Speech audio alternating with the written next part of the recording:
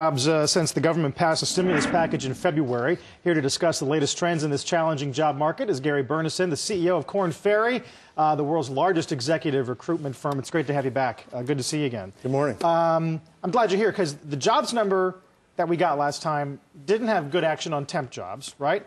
Work weeks at 33 hours, something like that, extremely low. Was it as bad as people took it to be? Yeah, there's millions of Americans that are unemployed. I mean, literally in October, companies shut down. They had an inward focus, and there was a tremendous focus on cash. You know, the unemployment rate's almost 10%. We've certainly seen a trough over the last few months. But, yeah, it was bad. You say you're seeing some signs of recovery in some areas, though, Yeah, right? we are, actually, in financial services and healthcare. And financial services is usually one that goes in first and leads us out. And that, hopefully, is a trend here. Characterize the comeback. Are they hiring in droves? Are they making up for the losses the layoffs they made earlier in the year? How's it working? Well, it's not in droves, and it's really been over the last 6 weeks. But it has been across the board, with the exception of real estate. And that's been true around the world. Gary, what happened in October when businesses just kind of froze and shut down? When you talk to companies, do you get the sense that they are eager to jump back in, or that they are still pretty nervous, just maybe going to dip their toe in this when they actually do come back? Yeah, it's a good. I think there's been a wait and see. I mean, you know, the banking system was in an absolute meltdown, so that's on the road to recovery. It's summertime now. It's going to be probably a little slow. I think in the fall you'll see some big mergers and acquisitions. Maybe that'll get activity going. But generally speaking, employment lags the turn by about 6 months. Do you believe the stimulus package is, if not adding jobs, keeping more jobs from being lost? Hard to say. Hard to say in the short run. I mean, that's going to have an effect over many, many years.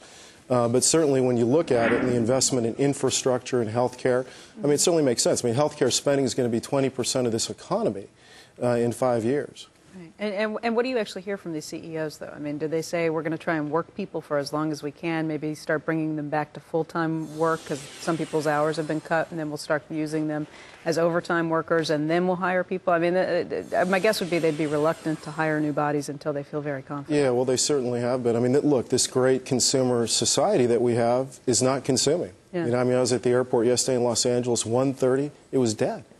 You know, I looked to my own son's baseball team. You know, 4 dads are unemployed.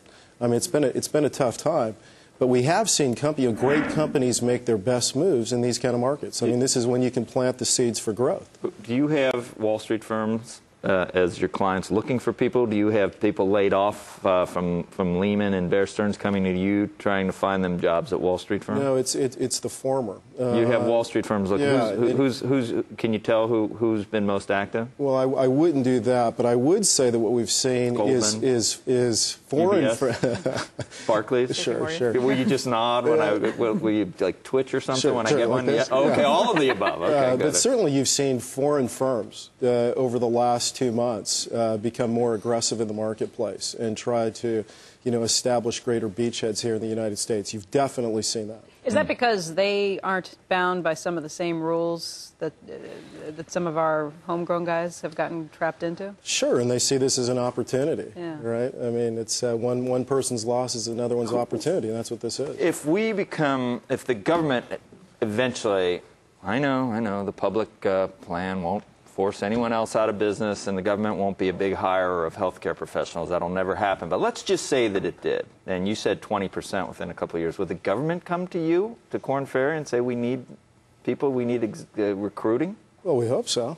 Certainly government, we are employed by governments around the world, absolutely. Now, whether it would get to that stage, you know, who knows? Is that in your business plan and your model? I mean, what are you assuming is going to happen since healthcare is such a big part of the economy? I mean, well, look, what are your contingencies for what's likely to happen? Yeah, well, the one thing that's clear, I mean, you know, despite all the technological innovations of the past century, people make businesses successful. Now, we've gone through a terrible cycle. We've lost more jobs over the last several months than were created in the entire, you know, expansion. But if you look at the long-term demographic trends, they're pretty powerful for U.S. citizens. And if you look at the baby boomers, I mean, the age group 55 and older is going to grow 4 times as fast.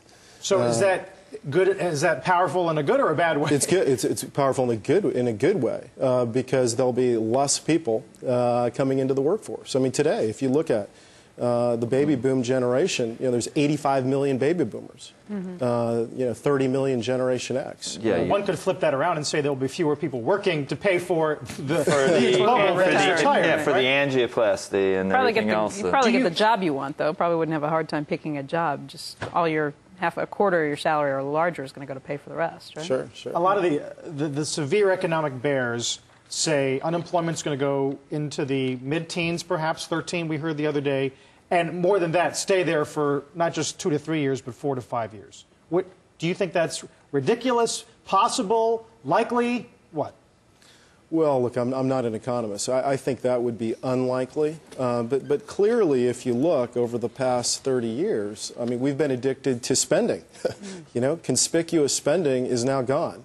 And so that's really the wild card over the next 10 years, because that's what's driven the economy here in the U.S. Yeah. Gary, thanks for the insight. We'll see what happens in 4 to 5 years. We'll have you back before then, of course. Sure. Okay. All right, now let's get to the CME and Jessica Hover.